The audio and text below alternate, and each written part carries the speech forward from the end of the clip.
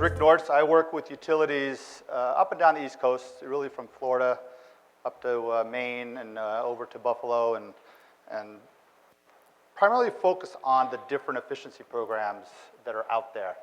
The majority of the programs that we have found on the East Coast have been mostly residential, but we're starting to see more and more on the commercial side come in. But one of the things that I really want to address real quickly is the elephant in the room, that every article that I have read about Westchester, and since they've announced the gas moratorium, and Donovan Gordon has addressed this with us, most people still don't believe that heat pumps work when it's cold. And if that were the case, then this would not be the largest market for all of the companies that are in this room. Right? So all of us, this is the primary focus for the entire country, if not the entire world. This is the fastest growing market for heat pumps in the entire world for most of these the companies that make this product. And that's mostly because they do work. Right? And here's an example, right? So here's a house in Chicago this past winter, and this is a quote from an article that I read recently. Temperatures in January dropped to minus 24 degrees, and an air source heat pump kept it comfy and cozy. The good news is that was one of ours, but our competitors have similar types of products. But the point is, if anyone here doesn't think minus 24 is cold, raise your hand. I think it's cold, right? Here's an example of how we compare to different fuels.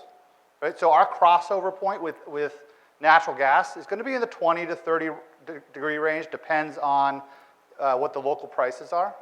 But we never cross electricity, we never cross oil, we never cross propane.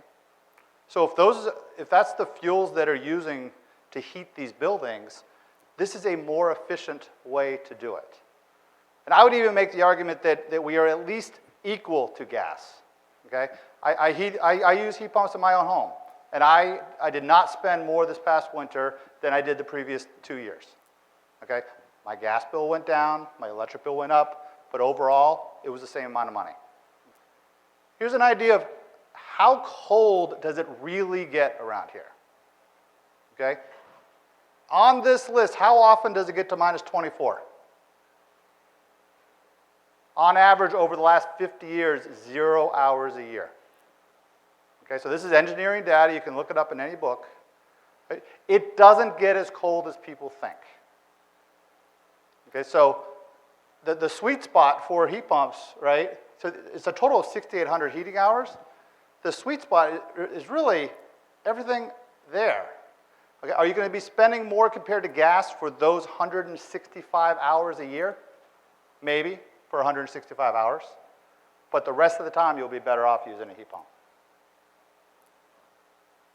Okay, similar, our equipment, this is just a quick slide of the types of indoor units. You saw it for the Fujitsu slide, you saw it for the Daikin slide. They're all basically the same types of indoor units. Okay, what's this a picture of? In Manhattan a long time ago, right? And here's what it looks like now. Really, really inefficient. Most of these buildings, I read something recently that 75% of those buildings need to have the energy efficiency raised in order for the state to achieve its goals. Okay?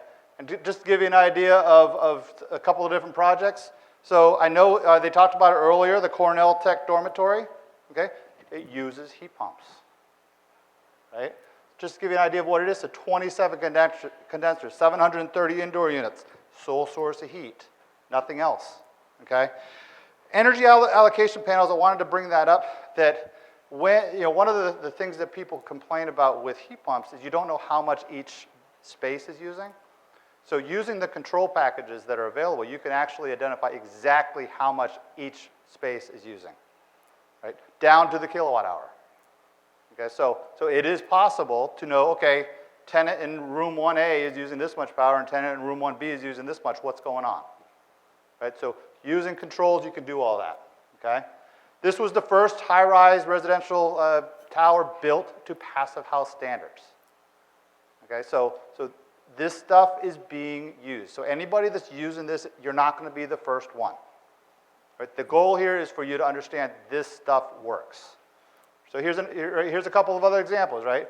It's a 650-foot tower being built right now, residential tower, uses about 300 tons of water-cooled heat pumps, right? Another one on Charles Street, 700 tons, right? This is the granddaddy of them all, over 1,000 tons of heat pumps, a mix of heat recovery and water-cooled heat pumps. Right? These are big, big projects that are using nothing but heat pumps, okay? Another one, 13th Street, over near, in the, I think it's called the toy building, right? So there's a whole bunch of these going on, and here's a school. Now, the first 5 that I went over, those are all residential type of applications. The last one is a school, okay? So all of these different systems are doing nothing but heat pumps. Okay, so some people say, okay, well, what about Westchester, right? Obviously, we're close to New York City, but it's not the same. So here's a project that's right here, okay?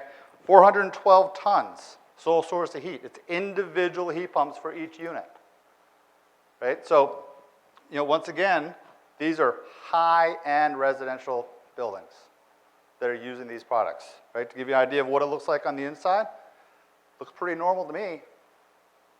Right? So the people that are living there aren't saying, oh, this is a heat pump. These things don't work. So that's really all I have. My goal here wasn't to sell you Mitsubishi. It wasn't to say, hey, go out and go buy Mitsubishi. My goal is to say, go out and buy heat pumps. I think you're going to find that once you start using them, this is the technology of the future. There is a reason that we are growing so fast around here. It's because they work. Thank you.